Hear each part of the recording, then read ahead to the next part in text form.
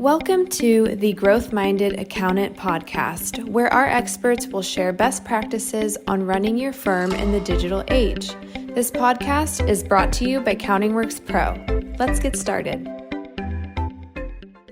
Hello, everyone, and welcome back to another episode of the Growth Minded Accountant. I'm your host, Lee Reams, the founder and CEO of CountingWorks Pro and our sister company, TaxBuzz.com. And today we're talking about a game changer, which is built in. I'm going backwards. I'm not doing all new progressive stuff.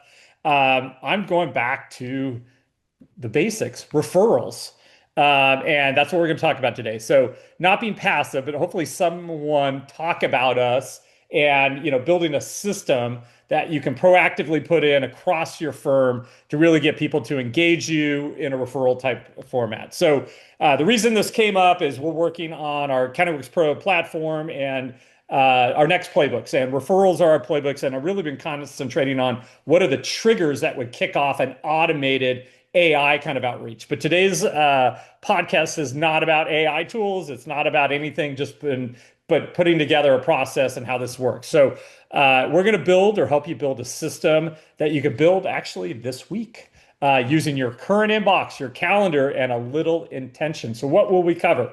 How to know when to ask for a referral, what to say, real examples included, how to track referrals without a CRM, simple, effective ways to reward and recognize, and how to get your team in on it. That's going to be a key, Rebecca, right? Say hello. You're going to be my co-host today. Yes. And let's get into referrals. But getting your team and everyone involved is kind of going to be something that's going to make this work. Absolutely. Yeah. I'm excited to talk about this today. Like you said, it's back to basics, but it's something that's really important. Sometimes we all need a little reminder and just kind of go back to square one and think about how we can make the foundations better. One new thing we're doing here at the Growth Minded Accountant is we are now offering select courses are going to have CPE credits available, specifically NASBA. We're mostly talking marketing, practice management. So NASBA CPAs will be able to qualify by listening to our podcast for continuing professional education work. At times, the IRS enrolled agents and some other courses that we're talking about, tax law, updates, things like that will also allow you to get CPE credit. So that's something new. Look at it at the bottom of our description. Any course that has CPE credit, there'll be a new link and there will be free and it'll have like a passcode. You click on the link, follow the passcode, and then you'll set up. We do everything compliant with NASBA. So, they're going to require certain things, final exams, lessons, whatever, but definitely something to be excited about. So let's get into this on the referral side. So the first segment is the power of engineered referrals. And the reality is, and I know firms that have built their entire practices off referrals, and they have systems, they have pods, they have contests, they just kill it. They give rewards for referrals, they reward their top referrers, and they built programs and processes that really work. So referrals are your most profitable lead source. Obviously, I'm not paying for them. They're coming from a client who already trusts me. They're going to recommend me. That's a big push, right? And if someone asks, hey, who do you work with? If it's a glowing referral, it's kind of a no-brainer, right? And most likely, they're going to spend more. They're not going to be comparing you to others, and they're going to close faster. And this is a little interesting thing. They probably will take your advice. They'll trust you from the beginning. So, like a new relationship, you're kind of feeling it out. Hey, if someone has said what an incredible advice I've gotten from the CPA, this enrolled agent, how they helped me set up my new entity, totally trust them. They're saving me, tens of thousands of dollars in taxes. That's really important, right? But the problem here is if you're not consistently asking for referrals at the right time, and that's what we're going to talk about today, you're leaving growth on the table. And the best part here is you don't need software. You just need a repeatable process. So let's talk about what that blueprint framework looks like. Rebecca, we have a 4-part system. And if you could just start and talk about the 4 parts, and then we're going to get into details of each one. Yes. So we do have a 4-part system. The first one is to trigger the ask. Pretty obvious, but like Lee said, you're going to want to do this at the right time. You're going to want to catch them when they want to refer you. Secondly, you want to make referrals easy. We don't want this to be complicated. We don't want to make people jump through hoops. Should be super simple for them so that they will actually want to do it. 3, say thank you. Thanking people goes a long way. It's kind of like, writing a handwritten thank you note in the 21st century. So you want to say thanks. You want to acknowledge that they've done the thing you asked them to do. And then 4, you want to track the results and repeat the process. So you want to make it trackable and repeatable and easy for yourself so you can kind of see exactly how well your referral process is working. Funny you say thank you, and that's third part. I'll go into each one. But on my walk with Ruby this morning, my wife and I were talking about, you know what? People no longer send thank you notes. And I mean, I'm not going to say we force, but we built a habit of our own daughter she has a window of opportunity that she needs to send thank you notes for anything. We did a big water polo fundraiser. She got like 30 some people. She wrote a personal card, the old fashioned way, to every single person that did that. And we were just talking about how many friends or kids who have asked for money for their sports teams. Oh, we gave money. Did they get it? Did they do anything? No, crickets. No, thank you. So it goes a long ways because we're talking about like, do we donate next time they ask? I mean, it's kind of, I don't know. I think it's poor form, but it's really important. So let's get into the 4 parts here. So trigger the ask. So timing is everything here. Ask when your client feels seen, helped, or impressed. So like right after you've given them, this tax plan that saves them tens of thousands of dollars. Right after you've cleaned up an accounting, disaster mess. New client comes into you, they haven't done things, they're completely out of whack. That is the time, what we call trigger moments that you can build into your everyday workflow. So, what do we call these? Okay, that was an easy moment. So the client just signed the return, said, "Wow, that was fast." Ask right there, right? And you can proactively do it verbally. Let's talk about that, Rebecca. The email versus, hey, I build my practice based on referrals. If you think I provided you value, I want feedback if you don't think I've done it. But if you would, refer others like you to me, why wouldn't you do it right then verbally? So I don't think there's a reason to not do it verbally. We talk a lot on this podcast about using automation, about using tech, about, having things done online, but there definitely is a place kind of like thank you notes. I have a 5-year-old and 8-year-old and they write thank you notes too. I think there is a place still for sort of this analog conversation, right? We don't have to do everything through the internet. So I think there are certainly opportunities where you have a satisfied client in front of you to say, hey, would you consider telling, your friends about me, other people in your network? So this is definitely a gauge the situation type of moment. You know your clients, you know your practice, you know what you've done in the past, but we don't want you to reinvent the wheel here. If you have somebody in front of you who's raving about what you just did, sit and have the conversation. If you're rushed or they're rushed or you think that it's just not the right moment, definitely send the follow-up email within a few hours. If you see them in the morning, send it by EOD asking for a referral or explaining your referral process. But there's not really a black and white answer here. But I do think there is definitely a place for just the face-to-face conversation.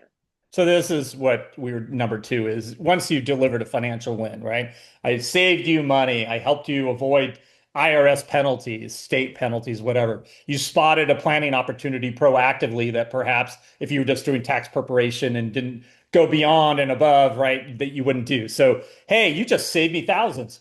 Oh, wonderful. Do you have others like you that you would like to refer? Perfectly fine, right? The third one is during a quarterly review, a planning meeting. Obvious, there's ideal times to position your practice that's proactive. Invite others in. And also, what I like to do is start making it feel like it's exclusive.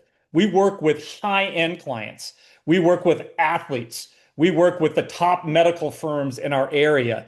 That is going to start actually creating more demand. And then at some point, you start having, get on our waiting list, become a client. You add some other psychology behind it, and it's going to help actually drive even more referrals. Another one, after your onboarding is complete, wait a second, this is a brand new client. And I just now wowed them with this incredible experience. So you would be surprised how many referrals happen before you've completed an engagement. And it happens all the time. So if you could blow away a client with just this incredibly smooth, here's my proposal. Here's how you pay me.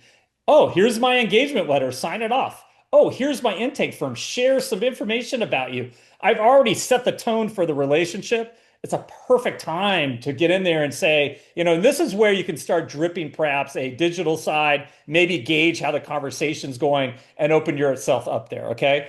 Anytime you get positive feedback on a survey response. So if you're doing any proactive surveying of clients, or if you're asking clients, like a net promoter score equivalent in the tax space, that's another area to queue, right? So you don't necessarily need a trigger bot, which is what I'm working on now. So I'm going to try to solve this all for you guys by making AI get involved. But as a human, let's talk about it. You just need to pay attention to emotional peaks, right? And then when those peaks happen, definitely, don't be shy. Go out there and ask. So there's ways that you can start maybe adding a task to a client. Let's say you're using Slack. Maybe you create a new channel, referral ready. Or if you're tagging clients in your CRM, referral ready, maybe that kicks off a to-do list for a junior partner to reach out. There's a lot of ways you can do this. So anytime maybe the receptionist thinks someone is referral ready, if you tag them, now you can send that nice note out to them asking for a referral. Make sure in your referral ask you talk about privacy because if they refer a colleague or maybe someone who does business in their niche, maybe it's an uncle, a family member, the last thing they want is that their personal financial information gets out there to that other member. So one of the main things I do anytime you write a referral policy, actually include that language in even in your discussion and or when you reach out. So that's the first part. The second part is we talked about making referrals easy. So let's talk about this, Rebecca. How do I remove, and I'm the big guy, remove friction from the buying process. And we have lots of friction in our buying process. I lose my mind sometimes how hard we make it for clients. I was just going through setting up CPE for these courses, and the IRS requires us to do a survey at the end. NASBA does as well. So, basically that's most of our market. But NASBA only requires like 4 or 5 questions. The IRS requires like an incredible amount. So I'm like, how can we take friction out of it? How can we make it so the minimal viable that they have to do? Because most people get done with the CPE course. The last thing they want to be doing is clicking 10 things. So create friction out of your referral process as well. So what are some things that you can build, create, whether that be a landing page, a referral page, copy for them to share, kind of go through this in detail if you could. Yeah, so like we said, we don't want to make this hard today. We don't want to make this something where you have to set up all kinds of triggers and workflows. Easiest thing to do, no matter what website you have, no matter what you're doing online, create a Google form. They are free. You probably already have a Google account, and it's super easy to share with people. There's just a link, you send it off, they can fill out a referral form. It's Google, so it's secure. It's not something you have to worry about the security or the information being easily leaked or hacked. Typeform is another option. Or if you would prefer to do something where they actually sit down and talk to you about their referrals, you could use a Calendly. Most people would prefer to fill out a form. Another thing you can do if you are a Counting Works Pro subscriber or to a similar service, you can have a referral form added to your website. We have referral forms on literally all of our websites. So you can just direct people right to your website and then you'll get that form back in your inbox or in your secure messaging portal, either way, and you will see exactly who they've referred to you with whatever information you've required on the form. So I think that's the number one simplest way to get referrals, because then you've already got the information digitally stored. So then you can put it in whatever system you're using to track very easily. So super seamless for everyone.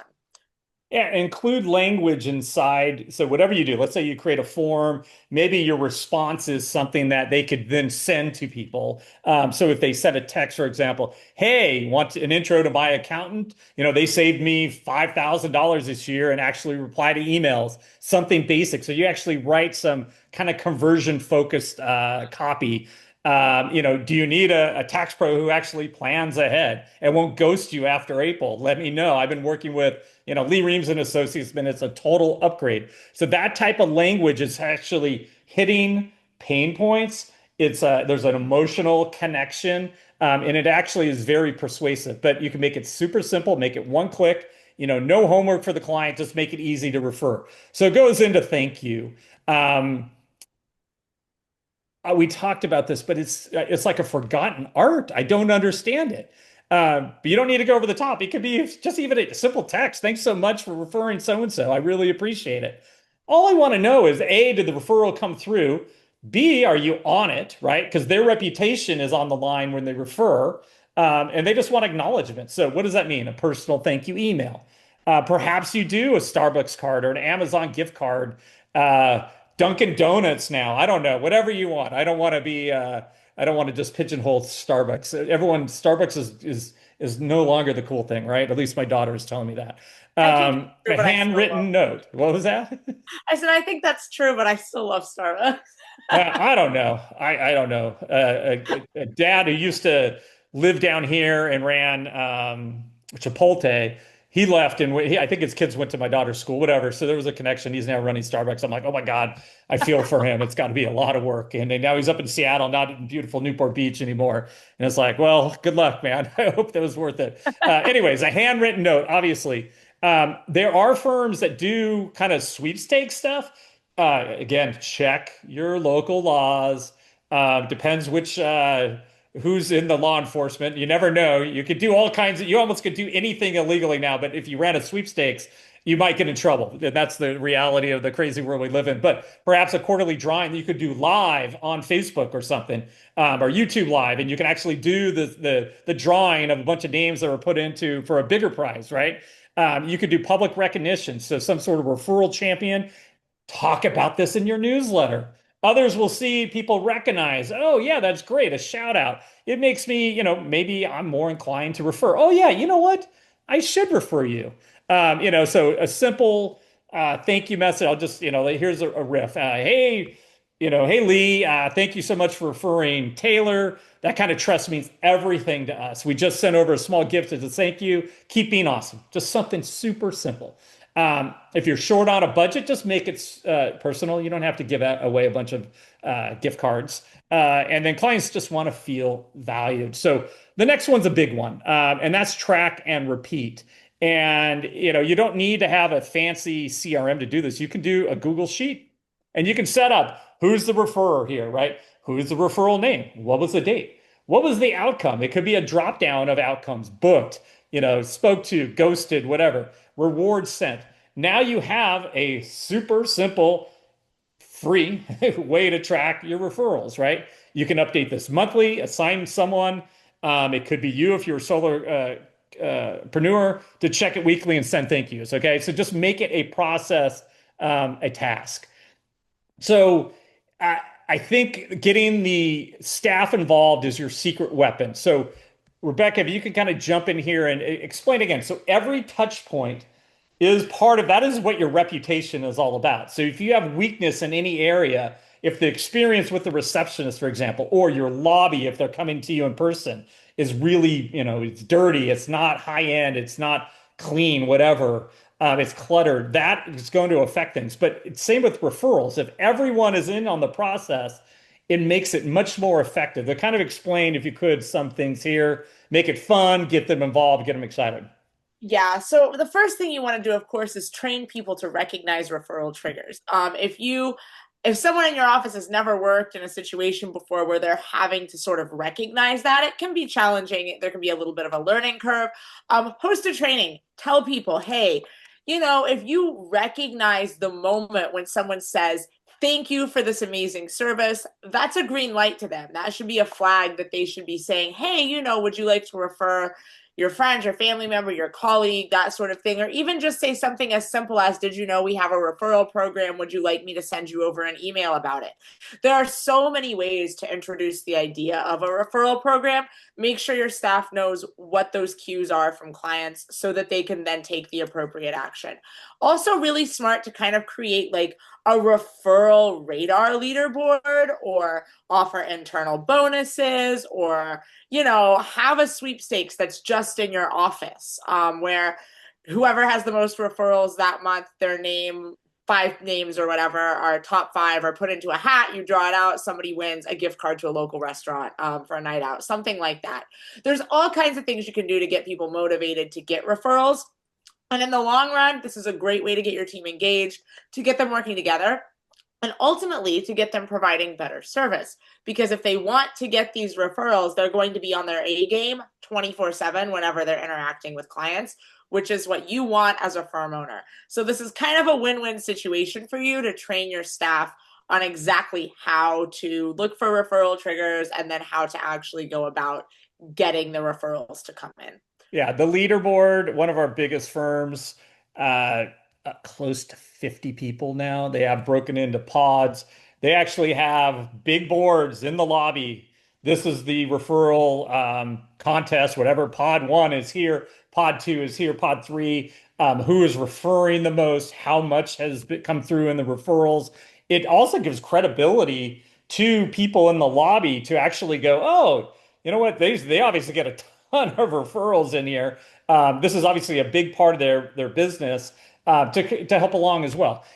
They also do big prizes. So this is like big trips. I'm talking $5,000, $10,000 worth of stuff, but they're bringing on millions of dollars of referrals a year.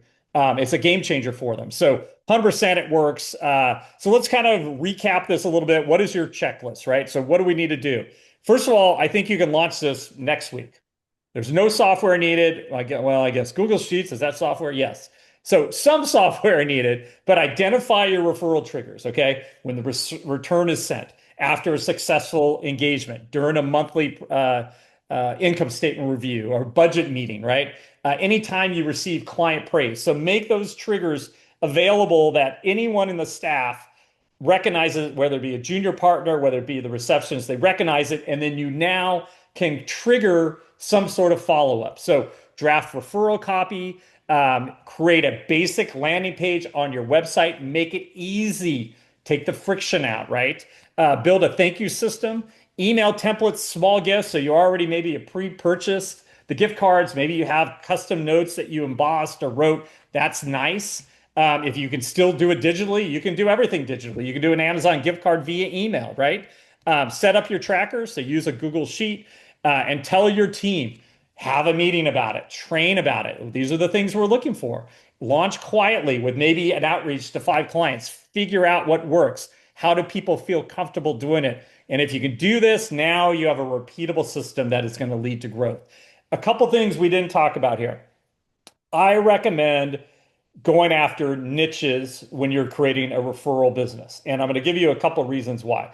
People in a certain profession, they go to trade shows. They network, maybe not their competitors, but they're still friendly, right? We're all frenemies, so to speak. But what you're going to see is people then in the same niche make you more referable, okay? Because you're all speaking the same language. And when they're at these trade shows, this CPA, this EA gets me. They know how my med spa functions. They know how I'm depreciating equipment or all the challenges I have for cash flow, memberships, whatever, right? They know the questions to ask before I actually ask them. That's going to make you more referable. And what you're going to see is, and then if you throw in kind of like this waiting list, I only work with so many clients. You kind of make it exclusive. We're looking for super high-end, successful people. Maybe you're looking for lawyers. You're going to see that group refer even more business to you, okay? So that's kind of my last takeaway. So that's your blueprint. Super simple today. How to build a referral engine that runs without paid ads, cold outreach, or begging for leads. And it is so simple that these processes, you would think everybody is doing. But Rebecca, how many are doing it? Very few. Some people try and don't quite hit the mark. Very few are doing it really well. And it's not a hard thing to do, right? It's just takes a little bit of legwork on your part to kind of get things up and running, but not even a lot of legwork, and a lot of it's common sense. I think that's, one thing we kind of hit on earlier, like with the thank yous. Like, just do the common sense thing. Ask people when it feels right. Send the thank you note. Have the spreadsheet, and you're golden. This is not something that is rocket science here, and it's something that can be really, really great for your firm. It costs nothing. Just need a little intention. And if you do it right, it'll probably be the most profitable growth lever you've got. Okay. So that is today's Growth Minded Accountant podcast. So the referral engine, so to speak. With CountingWorks Pro, if you're a current subscriber, we are building in a system that is intelligent and will listen to your clients. It will listen to conversations you're having with clients in the client hub. It will see when certain trigger events occur, when an engagement is over, perhaps when a five-star review comes in, and it will start scoring and being able to trigger automated outreach to your target audience. So that is something I think will even make what we just talked about and put it on steroids, so to speak. Again, thank you for being a listener to the Growth Minded Accountant. If you like this episode, please hit subscribe and share it with someone who needs smarter growth. We are building out the CountingWorks Pro Growth Minded Accountant channel on YouTube. We do post these podcasts there. We added almost 100 new followers. We're just starting this process, but about a week. So we're looking to get to 1,000 first, and then hopefully we can grow this into a pretty robust community where we can all start engaging, sharing ideas. So definitely, if you have not become a member of our community, subscribe to our YouTube channel as well. So until next time, we appreciate you listening, and we'll see you again next week. Thank you.